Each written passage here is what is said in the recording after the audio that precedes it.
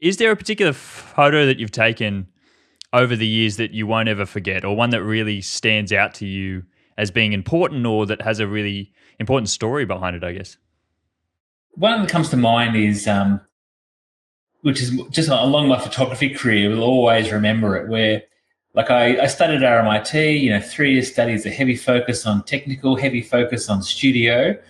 And I thought, real commercial photographers, just all they did was good studio. So I assisted a couple of great photographers. One was a great location photographer, Andrew Craig, and it was in the same studio as Stuart Crossett, was an incredible studio photographer. And I thought, really, I try to work hard to be good at it, but geez, I hated studio. Just starting from nothing drove me absolutely nuts. I work so much better when I go somewhere and react and create something. So after a particular studio shoot where we're shooting shampoo bottles, which were decore, they were like curved edges, and for some stupid reason, I set them up on these curved those glasses, the glass tiles you see in bathrooms a lot. They're sort of uneven, but you can't see through them. So we're trying to set up a range of bottles on there, 14 bottles, trying to have them look straight. And I've got an astigmatism, which means you can't assess parallels very well. It just drove me nuts. But after that, I loaded up the car with gear and headed off into the country to just do some people photos. And I had a loose connection to someone around the Trentham area. And they introduced me to somebody else, And I got this most beautiful series of portraits of people I met in the country. And one that stands out was of Huntley Barton, one of the stonemasons in Kyneton. And, he was just having the camera. People were so open to just, having their camera taken. But I set up a shot outside his rundown old stonemason shop. There was, kind of headstones lying around, and he had his son around his legs around the corner.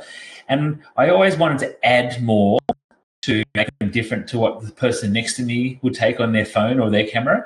So I was taking out generators with flashes to light them up and make it look a bit different. And I just remember it was one of the first times I did a beautiful shot, lit this guy's portrait in his environment, and I thought, I love this. This is easy for me.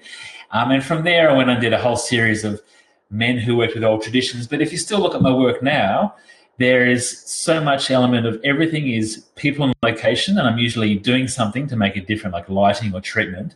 But that was a real turning point where I sort of thought, well, I don't want to do things I don't enjoy. I want to do what I really enjoy. So that photo was a real turning point where I think I can do just what I want to do. And how long into your photography journey had that been? I know you said you did 3 years at RMIT. Was that towards the end of that 3 years? No, there was a bit after, because I did that for 3 years, and then I assisted for 3 years. And I think it would have been probably 90, probably mid-90s that I had that. Because I've got a few friends who've got that on their wall still. It's really beautiful. I had a beautiful series of 3 prints, and I saw some friends in Sydney just recently, and they've still got them up in their room with a fireplace. And friends actually bumped into Huntley Barton at his house. They ended up being neighbours to him. And when he first came over, he's got the photo up in his wall, said, "Mate, that's an award-winning photo." It's amazing that you have that story of like the first time doing environmental portraiture and realizing that was something that you really enjoyed after probably having done a lot of photography up to that stage by the sounds of it, that just probably didn't spark the same joy in you. Well, it's driven by the should, you should be great at studio. I mean, when you look back at my folio from RMIT, I was always looking for something to react to. Like I had a series of portraits. One was of the South African ambassador when we were in the middle of apartheid. We had Margaret Ty, the pro-life campaigner. We had Laurie Levy, the anti-duck shooting campaigner. And had Bruce Ruxton, the head of the RSL, who was very vocal, and he was great for a headline on the current affairs shows. So I always had these people I kind of quite reacted to. But the stonemason was the first time I really thought, I hate studio. This is what I want to do. Well, let's jump back to RMIT. You said you went there to study. How did your journey end up being there for you? In year 10, I was at a school in Canberra called Canberra Grammar. And I was starting to get these real regrets that I'd missed out doing photography in year 7. That was the only time I was offered at my school. And in the meantime, I'd taken, love taking photos. And I just got these photos of the guinea pig cage when I was a kid. And just remember waiting for the shadow to come across half the cage, thinking, oh, that'll be a nice shot. And we had a $6 million man doll and a big Jim doll and a Jeep. And we set up this raging river coming through on an angle, shooting through the greenery to make a jungle shot. So I was always kind of doing things like that. But I worked on my parents for 4 months to let me leave Canberra Grammar to go to a school called Narrabundah, which had a great photography course with an incredibly passionate photography teacher. And looking back, I can't believe I had the maturity in year 10 to negotiate that with the parents. And the parents thought they should let me go because they thought I might go bad. I mean, I wouldn't, but they thought that. But because I was going from a tightly structured, disciplined private school to a very loose school, which people were smoking bongs at lunchtime, and the discipline was bad marks or expulsion, and it was quite alternative. But some friends came across from grammar to do Narrabundah as well, and they needed the structure. And some of them went totally off the rails, but I thrived. I loved it, and especially doing the photography. This guy encouraged you to be in the morning, lunchtime, after school. And when he saw people with a bit of a glint in their eye for a bit of a love for it, he just went overboard to sort of help and support you and encourage you. And to the point where his course became a feeder for RMIT, where they get 1,000 applicants for, when I was doing it, 20 spots. And mostly the people were encouraged, it's good, go grow up and go to a TAFE course photography for a year to kind of get some ideas and experience. But there's always 1 or 2 kids from this school in Canberra fitting in. So they even invited him down to find out what he was doing because he had such a high success rate. That's really nice to hear that, someone else could see that you had that desire to really go after it. But also hearing that your parents as well were a bit hesitant but allowed you to go and for you to be able to as you said, be able to negotiate that at that age, I feel like is not something that a lot of people would be comfortable to do, especially probably in those times. I feel like it's becoming easier, but I know a lot of people still struggle to go after an artistic career. Was there something else you were sort of juggling between at that time, or what your parents expected you to do? Well, I had to cut a deal and keep up the maths and sciences, which I enjoyed anyway. So at the end of year 12, I got into Sydney Uni to do engineering, which I would have loved. And RMIT in Melbourne to do photography. So I was in a position where I could just choose. And, I went to meet my cousins, Timmy, Tommy and Terry, they all lived in Sydney and they're all engineers. And I was up there collecting a prize for the Sydney Morning Herald School's photography competition. And I was a bit of a high, had my girlfriend with me. It was all very exciting. And, you don't know anything when you're in year 12, but I met them and I thought they lived in the same suburb, lived close to each other. And I just thought, looks boring. Photography sounds like much more fun. So on the basis of that scientific research, I chose photography. I feel like that's really, sometimes you just have to go with the heart, and it certainly, I would say, has worked out for you. But what do you think your 18-year-old self would think of the decision that you made today? I think, I don't know.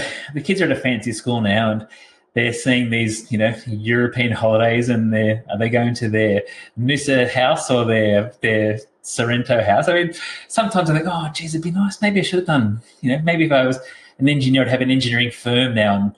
But no, I think I'd be very proud. We've got 3 boys. One's at second year uni, one's in year 12, and all the conversation is about, you got to enjoy it. And I tried to get my oldest to go in front of quite a few people to have different pathways to show there's no right pathway. And even that Mark Occhilupo took 10 years off the surfing circuit and came back a champion. There's no right way to do it. But it's a real treat when you can be in something you started and you still really love it. Could you give us a bit of an overview of what you have created with Heartfelt? Yes. In 2006, my wife and I had the horrible parent nightmare of having a child that passed away at birth. And Alexandra was our second child. So we've got Harry, Alexandra, then Archie and Felix. And it was just horrific. But with the condition that Alexandra had, we had a little bit of notice. So we're able to plan. We found some beautiful clothes for her and beautiful, and we just made plans to take some photos, have her brother come in. And, at the end, it was horrible, but also that our time together, we just wanted to make sure she was loved, precious. She knew she was precious and she was peaceful. And we did that. And part of that was with lots of photos. We went to counselling afterwards and started to realise that a lot of people had nothing. There was a lady who had a single Polaroid, and there was a lady there whose grief seemed especially raw. And she actually went to an artist to get an illustration to have something because she said she was so scared of forgetting. And I just thought, wow, I reckon I could make a difference here. And at that point, I'd been president of the Commercial Photography Association for 5 years and had a lot of contacts. So I thought, we can do something. What if everyone who went through this nightmare had the opportunity to have some gentle, beautiful photos to capture what precious little time people had together? And from that idea, it's grown to a charity that covers Australia and New Zealand. We've got 330 photographers at the moment. And what we do is provide free photos for families who've experienced stillbirth, seriously ill children, or children in NICUs, or children with terminal illnesses up to about 16 years old. And to date, we've provided that service to over 19,500 families, which is just incredible. Where you think of just one of those families, it's this whole world of pain. Like the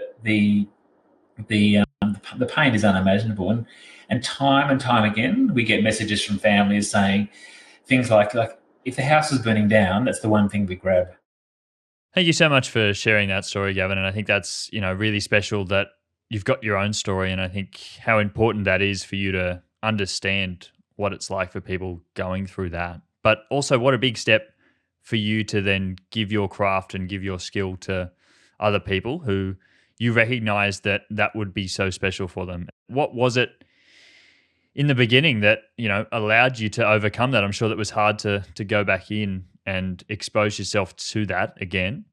One of the things that happened was the hospital took photos, and I know the photographer. He's a great photographer, but the photos didn't really take into consideration his skin condition, and they photographed her on one of the shots on butcher's paper, and it just seemed a bit brutal and a bit forensic. And I just thought, geez, I can do better.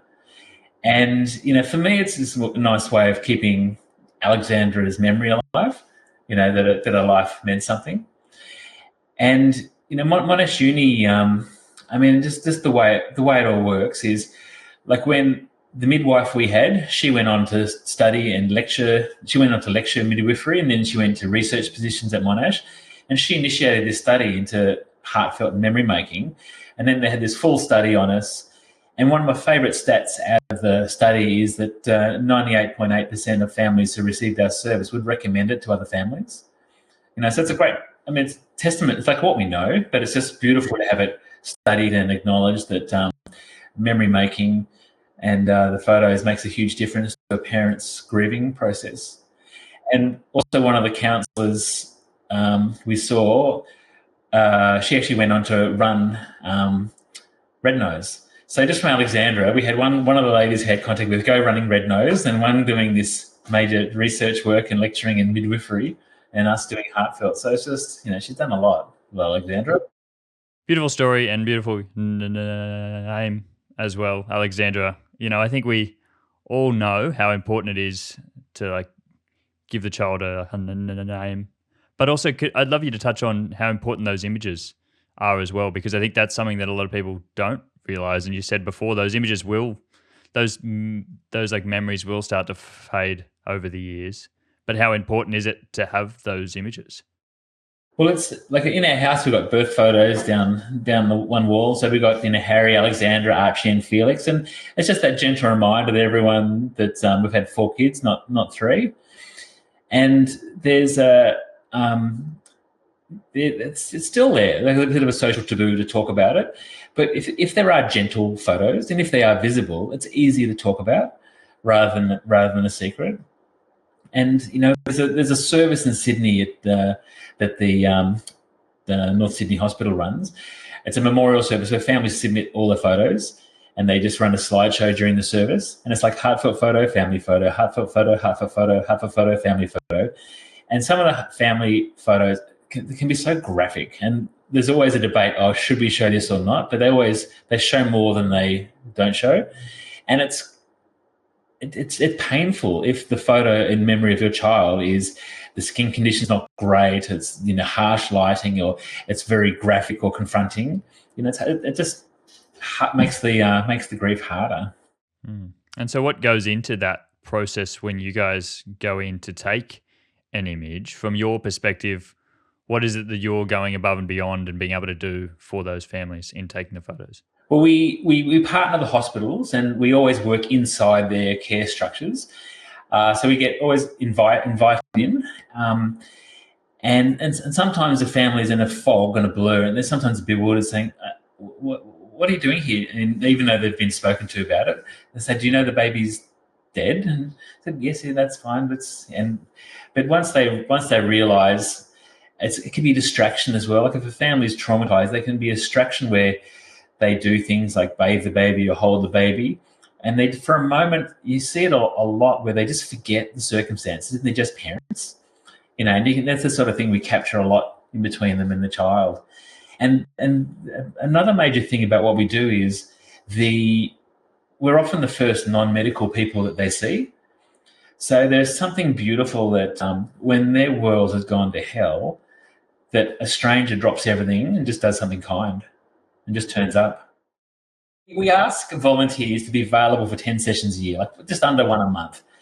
But every state's the same. There's a core group who are the powerhouse who do most of the sessions. And I think I'm up to about 40 or 50 this year. And this Ken is an amazing retired accountant with a beautiful photographer. I think he's up to about 70 or 80 or something like that. Just incredible. But yeah, I do get out there a lot. And whenever there's a request for a baby that's got the same condition as Alexandra, I go out of my way to look after them. I move things and just go, just do whatever it takes. And there was recently a family who had a condition, and they had the 5 kids there, and they realised that they missed out on one cuddle. So I went back to get that extra cuddle for the photo that they missed, just to make sure they're looked after. How important is that connection? You were saying that you're often the first non-medical person that goes in. I'm sure that you've been able to build connections with a lot of those parents and be able to share in that story, but also just connect with them as like a human being who's also gone through something like that. Yeah, it's just you feel alone when it happens, and just that there's someone there who understands, or when we do the session, sometimes it comes up, sometimes it doesn't, but sometimes they ask, why do you do this? And then you let them know. And then there's this, exhale of air where they kind of realize they're not totally alone, which is just beautiful. Mm. And definitely hearing the stories about people recommending heartfelt to other people has to be really heartwarming for yourself to know that you've been able to do something like that. How many years have you been going for, Gavin? We set up Heartfelt in 2010, and before that there was another organisation for about 18 months that someone organised, and it fell over. But I just brought my experience with the organisation of the commercial photographers and brought that in, so that it's not person-based, there's structures in process, and it's very thin layered for admin, so it's all very easy. And I mean, just talk about the spread. Like this week, there was a major article in the Sydney Morning Herald and The Age featuring us. And also on the block, Dan and Danny, Dan the foreman, they experienced the loss of little Billy last year, and they shared about us on the block. So it's quite broad to reach. Like no one's immune from it. It's just beautiful. It's so available for people. It's beautiful to hear that it's being spoken about as well. I think, as you said before, it still can seem like something that people are uncomfortable to talk about. But as you said, there isn't anyone who's immune from that, and to know, probably everyone would know someone that's gone through it. And so it is very broad, and the fact that you guys continue to grow is not surprising, because to hear a service like that exists, I'm sure a lot of people would love to be able to get behind it. And it's funny because sometimes the families ask, what other work do I do? And one of the things I'm known for is trucks. so got this big tough truck photographer doing this beautiful delicate baby stuff too. I like that you can like mix in all the different things that you enjoy. For the photographers as well, you were talking about the processes that you have in place. Do photographers come in and sort of offer their time for free? Yes, that's, the photographers donate their time, and we look after all the processing, packaging, and delivery.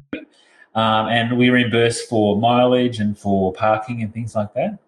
And just we've actually looked at paying photographers to try and just to see what that model would look like. But there's something that's beautiful about it being gifted. But we've got an onboarding process where you submit a gallery, have a chat about sensitivity in the work. Then there's online inductions, and then once you're through all that, then you shadow some sessions just to get used to what it's like, to see, because it's one thing to think about it, one thing to, when you're there, to see if you can cope. And from there's great support structures. There's a great private discussion groups where the session requests come out and you can see everyone's responses. And there's ongoing training. We've got online videos, and we've also got a counselling service available 24 hours if anyone needs it. Most of the photographers edit their own photos, but sometimes photographers are short of time and they say, hey, can anyone do this for us? And someone always kind of sticks their hand up. And it's really, I mean, a lot of the remote volunteers are quieter, so they're happy to do the processing. It's great to hear so many people are giving up their time. And as you said, those are probably the people that understand why this work is so important. You don't want to be getting people in there who don't understand the work. As you know, it's probably very hard work to go in and do every single day, and having to understand what it's all about gives you a much deeper connection. I'd love you to talk to, like, who are the types of people who are coming in to do this volunteer work, because I know that it would take a very special type of person to go in and do this. Well, it's a wide range. We've got people who are professional photographers and, like me, it's commercial work and quite varied from a long way from this. We've got a lot of domestic photographers, the weekend family portraits. You've got a lot of newborn specialists. We also have people who have other jobs, but they're incredibly skilled photographers.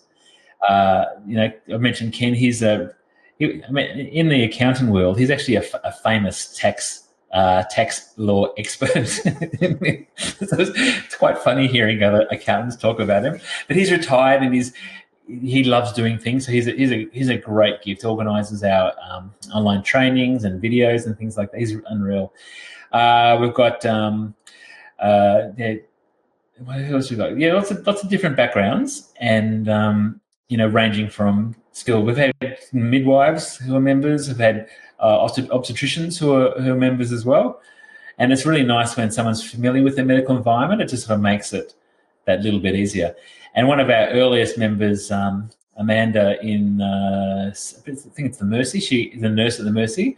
So after and before a shift, she's often doing sessions, and it's nice having someone on location there. And you're obviously a very skilled photographer, yes, of having done a lot of photography throughout your career. What would you say to other people who maybe aren't at your stage but feel like they would like to come and donate their time? What are the expectations around being a photographer to come along and do the work? Because it's like one chance, we do need to it's a non-negotiable sort of certain skill level, but it's being able to, on the technical side, shooting raw, having some Lightroom or Bridge workflow process. But it's a bit of a joke around Heartfelt that, I want everyone to shoot with the one softbox, and we have this pocket of available light photographers, and they are just beautiful. But I just think, softbox, and I've made these. I've even organised these loan kits so people could practice with softbox to get used to it, to realise how beautiful it is. So be able to work with any sort of lighting condition is really good. And we've been just chatting to Click Love Grow because they're always big supporters of us. So we just want to see if someone's not quite there, like where can we send them to work on their skills. And when people are motivated, it's amazing to see their growth when they want to be, want to get in, and they need to work on things. I'm sure you've had people who have sort of come to you, haven't been at that stage yet, but have realized it is something that they would like to do and have probably come back after they're there. Oh yeah, there's one Irish lady. She was doing these group. She sent us these group photos, and there were like 5, 6 people in the group. She shot them at 1.8, and one person was focused. The rest were out, but it wasn't meant to be out of focus, and the composition was off. But she worked on it, and then she flipped and was the most beautiful, gentle, lovely, sensitive work. So that always gives me faith. I mean, I think I'm too old and intolerant, but we've got some great people who are, great at guiding these new members as they kind of hone their skills. It's definitely, I think, a big part of photography is definitely being able to work with other people and having the experience to know what's going to look good and what's not going to look good. Like, yes, there's the whole sort of technical aspect about photography and how to use flash and all that type of stuff, but being able to work with people and understanding the importance of these like moments can't go unsaid. I'm sure in your like line of work, this must be, you need people that can understand what it's like and actually go in there and have a lot of compassion for what has actually happened for the families. Yeah, I mean, there's a few things like one of the basic things is just we want people to just match their tone. Like some people, there's some parents are just so chatty, so just chat. But some people are just like don't say a word. They're just so devastated. So you just be quiet and just gently ask for permission each step of the way, and just read the room. Is that enough or not? Have they had enough? And we guide people to do sessions where to minimize the number of moves with the baby, and also minimize the time so people don't expire.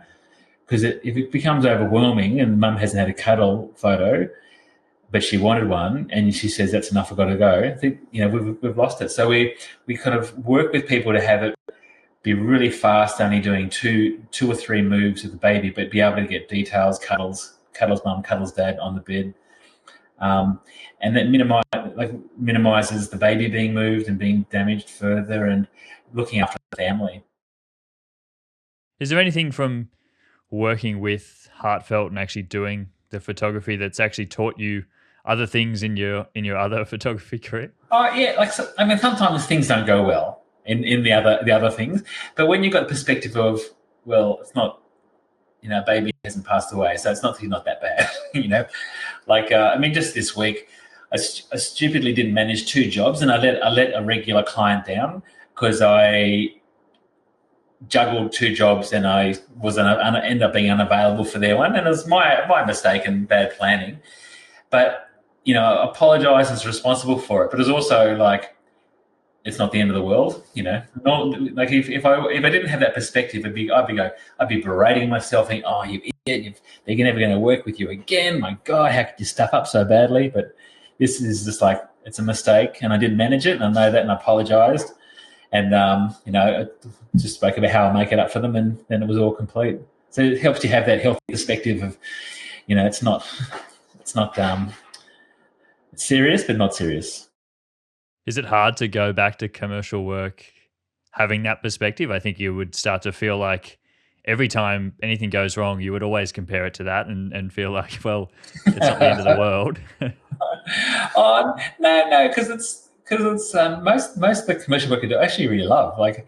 The trucks is funny because I actually don't like trucks, but I love the people around trucks, because everyone around trucks is passionate. So it's so nice working with passionate people. And another area of work I do is marketing photos for schools.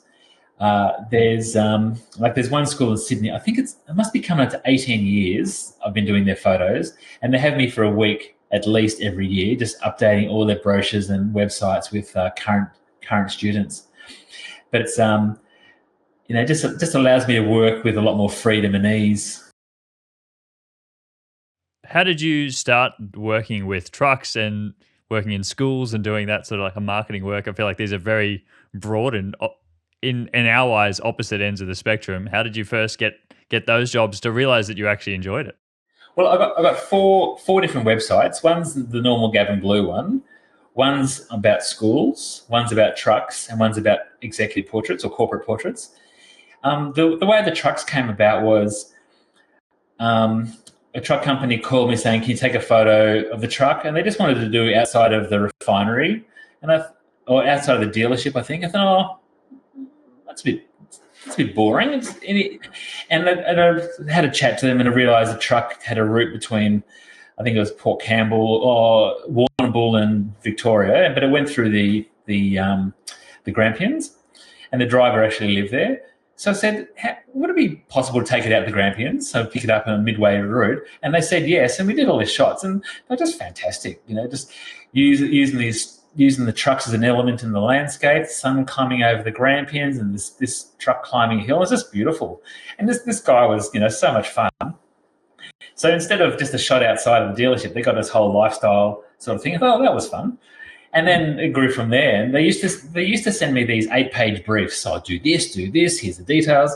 But after about a year, they just gave me the phone number and said, "Can you just go do your thing and do it?" So like when you're enjoying it, it's really easy. So they're doing calendars, and when a customer bought a new truck, they sort of had a big print done for their wall, especially if they change brands and there's a bit of spare space in their office. They want to get a new, their brand truck up on the wall. And it just went from there. And with the schools, it was a bit weird. It was a referral from a friend in Perth for an agency in Perth for a school in Sydney. And I just found it easy. And I loved it. And also the subjects, they call you sir. So I've taken to wearing these sort of shoes. If you can see them, hang on. Oh, there we go. So you walk around school and the kids say, "Oh, cool shoes, sir, cool shoes." The other thing I did with the schools was I spoke to the agency and I said, "Look, just no one gets full value of their photographers." And I said, with the schools, the time's short, like it's 9 till 3 rather than 8 till 5 or whatever. So the window's shorter.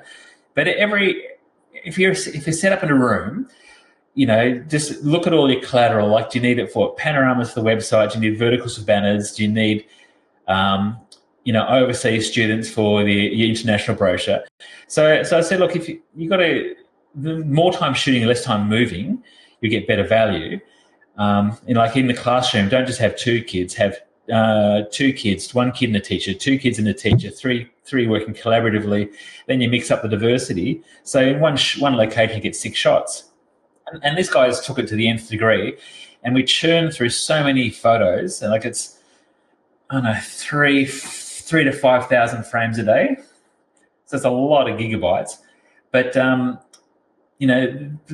turned into value. The client was getting great value, and that just kind of grew from there. So now there's 4 schools in Sydney, 2 in Brisbane, 1 in Toowoomba, 1 in Perth, 3 in Melbourne, schools that I work with like that. And they're all different levels of commitment. That's a really good thing that you've really touched on there, Gavin. I think a lot of people don't understand how important it is to go above and beyond for clients, but also to go outside of a brief, like you were talking about before, working with the trucks. Like, they'll come to you with a brief, but then you, as the artist and as the creative, have to go back to them and say, actually, I think this will be better. When did you learn to trust that instinct of your own, or is that something that you've always had? You never forget being hungry when you're starting. And when I started, you didn't have a website. You had a folio, and you just knocked on doors, and you try and make appointments with the people who commissioned work. And if you blew that, you didn't get a chance to see them until your folio got refreshed, which would be like a year or 2 later. So I always thought, you got to always offer more, and you can't think about the job at hand. You got to think about the next 10 jobs with that person.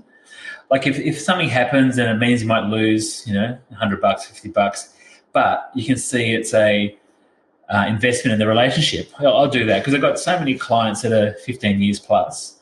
They're just so loyal. And then I started playing this game of whenever someone left the company, my goal was to survive the handover but go to their new company as well. And I started working with Volvo trucks when a client left the Commonwealth Bank. And I said, "Oh, Julie, I know I've been doing portraits for you, but look at this. Look at this other website, trucks." And that started that.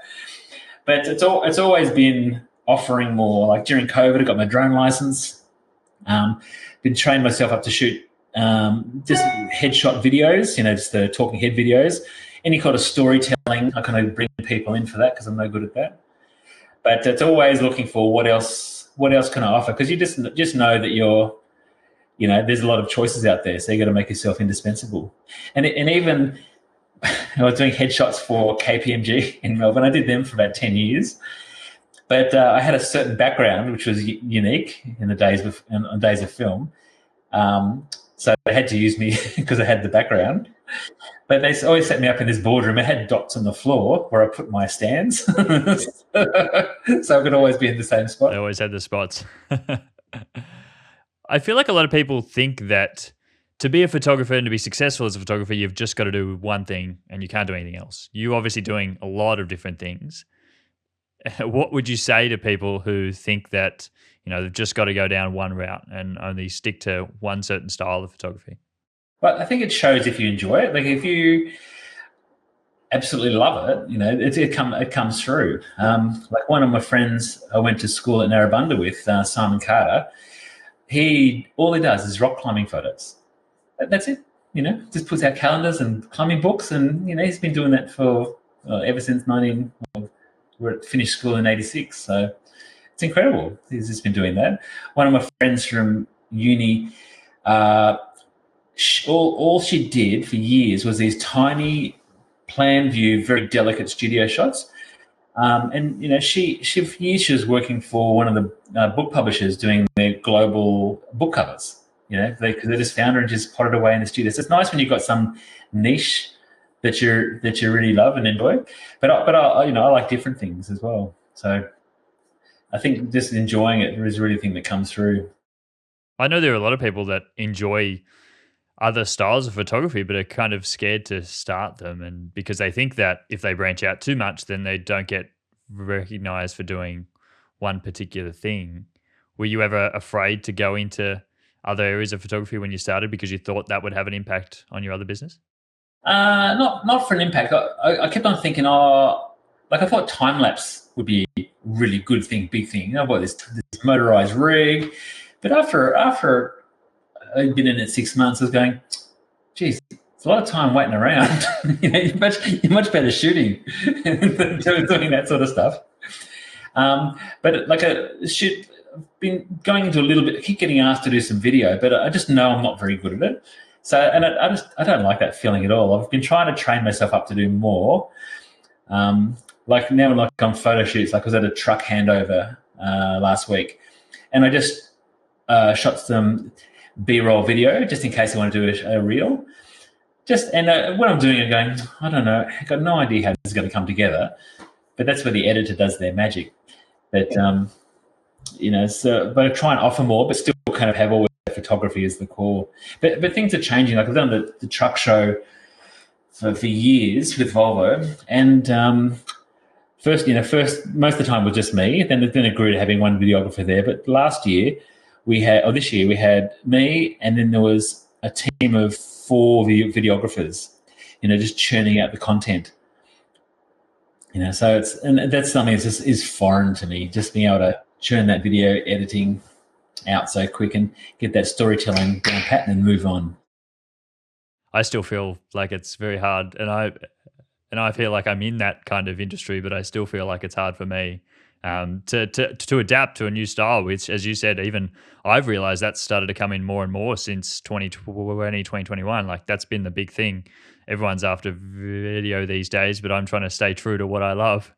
And I think it comes across if you try to do something that you don't enjoy, you won't ever compete with someone who does really enjoy it. And I think if anything if I can take anything away from what you've just been talking about, is that you're really passionate and really enjoy the work that you do. You're always going to stand out above people that are just in it because they think it's what they have to do. Yeah.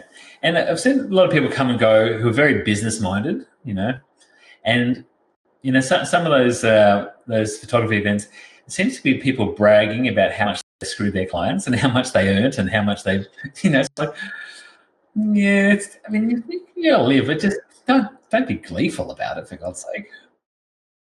Is there anything else that you've seen sort of change in the photography industry over your years, Gavin? I know you've been around for a while, a lot longer than I have anyway. Is there anything else that you've seen change or um, go in a good or a bad direction over the years? I mean, what I loved about the large format, medium format, large format cameras, you stopped and you really considered, each shot. Now it's a lot. Now it's quicker, which is, you still need to produce those great results, but it's just I miss that slow down, doing it slowly. But even I find though now, if I've got too much time, like I've got to set up a shot and the client's running 10 minutes late, I'll be there going, oh, I might change it, I might go left, I might go right, might move that light. So I sort of work better and got that little pressure nudge on me. I mean, we were doing black and white film regularly when we first started, and I remember my first digital job where I was going around New South Wales taking photos of these work cover award winners.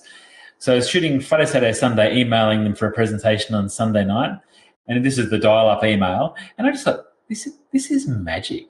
I am shooting here, sending up there, over there, and having the presentation. It's incredible. So that's all that stuff's been exciting. Drones have been exciting, from seeing those first Lily drones on Kickstarter, where by the time they came out, like DJI had started up, and they're just super incredible now. This week I was playing with these AI programs that can turn still images into videos, and just terrifying, but mind blowing. Because another group of clients I work with is the people who make those huge warehouses on the in the industrial areas. And this is the way it goes. I was working for one, the marketing girl went to the opposition, so now I work for both. The construction company saw them, so I work for them. And the architects saw them, so I work for them too. So, it's nice, a good example of just trying to do good work and spread. But I was using the video on those, and it was just faultless. This photo to video, so very scary. I'm glad I'm at the sunset part of my career rather than trying to start now and make a living. I thought once the lawyers got affected by AI, things would be really interrupted, but no, it's all coming very fast. I think the worst part about it all is that people don't understand or have the appreciation for what we do anymore. I think everyone thinks of themselves as a photographer. Everyone thinks of themselves as a photographer these days because they can have beautiful images, on their iPhone. And yes, they are, but I think that it undersells what we do as artists and how hard it is. Is there something that you think is a misconception or something that you don't think people understand about what it is to be a photographer? Well, I've got the job at the moment as a parent of a year 12 of putting together the memory book for the year 12. And what is heartening is 350 kids have mostly probably got iPhone 16, iPhone 15s. They're terrible, terrible photos. There are not many good ones. So that gives me a bit of faith that there's still a need for us. Still a need for us there. What people don't appreciate, they know when they see it, but they don't know how to do it. It's just when someone has got the eye. There's not always a photographer. Sometimes you'll see it on a friend's phone saying, "Mate, that's a great angle," or they look for that right little balance in the frame. Those little subtle things when they can do it not accidentally, can do it consciously. That's a real value.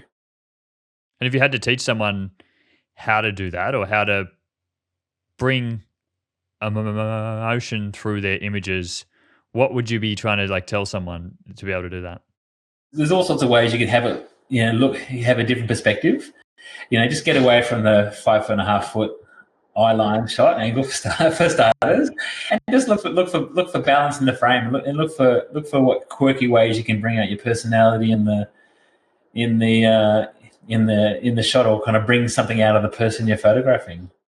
Is there something that you've done over the years to try to help your work stand out amongst others? I know that you do a lot of environmental portraits. I feel like that space has become very big, and everyone sort of has their work in that. How do you stand out, and how do you get your work above other people? I mean, it's a real pity, but my favourite work used to be the portraits for Sunday Life magazine and A Good Weekend and things, and that was just so lovely. But it was always, what made the work stand out was if you just understood the story that little bit, and you echoed it some way with the photos, that as well as nicely lit, nicely composed, and also for those magazines nicely understanding how it's going to work on the page, that makes the photo stand out a mile. Like I did the photo of this very softly spoken trauma surgeon in South Australia, and he was on the ground in Bali soon after the bombing, helping. He gets flown into disaster areas, but he's just so soft-spoken, very gentle man. So to make it look different, I was in Melbourne, so we found an SES training site in South Australia. So we went there, got a smoke machine, made it look like a disaster, got a good makeup person to make him up like he'd done 8 hours in a disaster zone. And lit it all. So we had these funny shots of what was there and then what was the result was, and it's worlds apart. But that extra effort, even getting a smoke machine, that was for an editorial story. That's you don't normally do that because it's just more money. Getting a good makeup artist, that was good. All the other things to help me elevate really helped. And I'm hearing from that a lot of your own understanding and your own experience comes through in that, like who you are as a person and how you can relate to that other person is what probably stood you out, because that's what led you to go, above and beyond, because you understood what was going to work for that image. And I think I tell a lot of people, like anyone can, like you can teach anyone to be able to take a good photo. You can teach anyone what the right angles are, what the correct lighting is, but to have the understanding of how to communicate with other people and bring that through your images, that's not something you can explain. That just comes over time. And I have great trouble whenever I can't do a job or need to get someone else to do a job, explaining because they send through the photo. And the photos are good, but just like I'm always going, oh, didn't you see that? Didn't you? Didn't you sort of all these tiny little details which seem really jarring to me? Just people sometimes don't see. So I get very, very frustrated when I can't do a job myself. I've got to get someone else to do it for me. That's the blessing and the curse of photography being an art form. Everyone will have their own interpretation of what they think is good. One of those guys in that conference I met you at, he had 18 employees. I mean, they can have 18 employees earning money for you. Oh, tear my hair out. I mean, but it'd be great to be able to relax and go home at 2:00 and. I'd really struggle not being out there, I think. I learnt that I enjoy the work, and so hiring it out to staff, I think I'd struggle with, and each their own if that's what you enjoy. But to me, I enjoy being there on the ground. So I think that as well for you, Gavin, it's great to hear that you're still, out there still doing the work. Yeah, that's fun. It's good fun. Is there an image, Gavin, that you, over the years of your career, of your life, that you wish you had of you, or of something that had happened, in your time as a photographer or in your life as a whole? Because I'm always interested in like the importance of being able to have really good images, and I'd wonder if there's a time in your life that you would have loved to have an image from. Like all my 3 boys are rowers, and I've got one photo of me rowing. So I would have loved to have had a few more. That would have been good. And, I used to have this camera case of people I'd photographed for the Sunday Life magazines, and it was covered in signatures, but I would have loved to have had, selfies with these people. And, I always feel like the time I have for people, I kind of take it right to the end, and it seems quite indulgent to kind of pose for a photo afterwards. So it's be nice to sort of slow down and do that a little bit more. I think it's a good reminder. I'm definitely horrible at taking images of my own things that I do, as much as I give them to other people. I think it's a nice reminder of how important they are, and for someone like yourself to say that you wish you had those photos. It's like while we're here right now, make sure you get these images, because you will really appreciate them in years to come. Like with the happy snaps, we got so many happy snaps of the kids, and I like the way it's not all just parties and and holidays. It's like everyday stuff as well, which is really nice. Although, as a confession, in our hallway, we've got we've got a photo for around the birthdays of each of the boys. 1, 2, 3, 4, 5 for Harry. 1, 2, 3, 5 for Archie, and then 1, 2, 3, 4 for Felix. We just haven't got the last one up yet, and he's 16 now. Just hanging on a few more years. Yeah, just go. I'll find it and do it one day. I was into backpacking a lot out of uni, and I've got all these great albums full of photos. And there's nothing like that being in an album. It's nothing digitally compares to it. To flick through and see the photo and see the notes and see the tickets in the album. So it'd be nice if there's an easy modern version to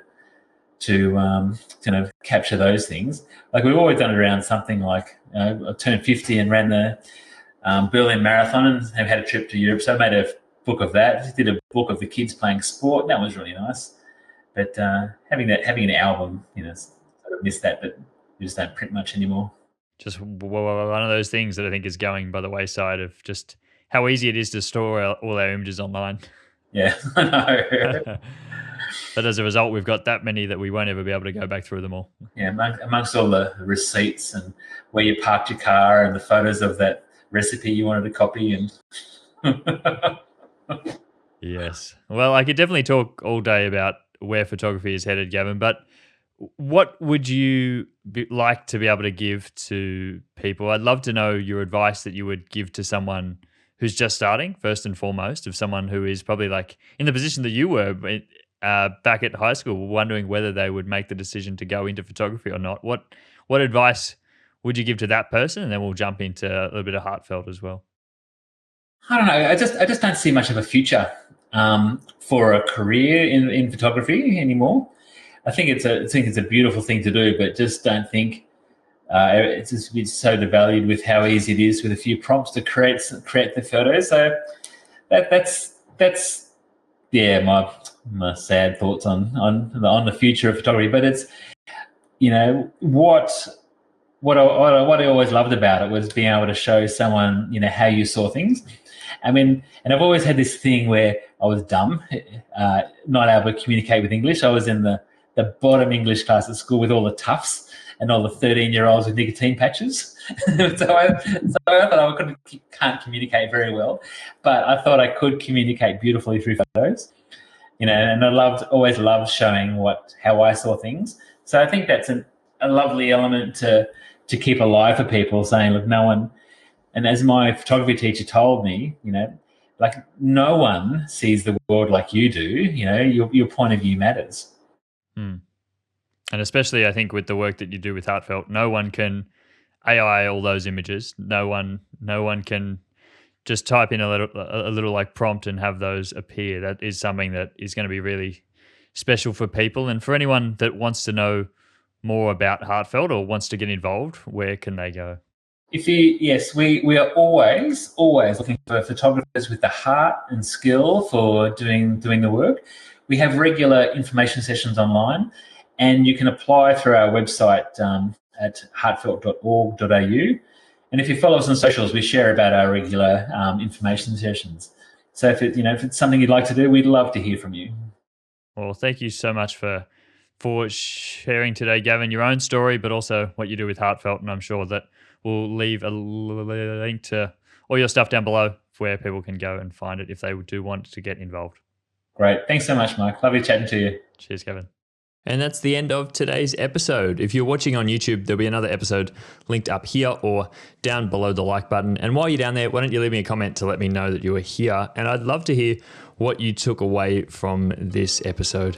If you're listening to the audio version as well on Spotify or Apple Podcasts, feel free to leave me a rating or review. It does really help to get the show out to a new audience of people just like yourself who would also be super motivated by these episodes. As we tell stories of creative people, I want to pay my respects to the first creatives of the land on which I'm recording this podcast, the Aboriginal and Torres Strait Islander people of so-called Australia. Editing and post-production on this episode was done by Mossy Heart Media and music by JW Payton.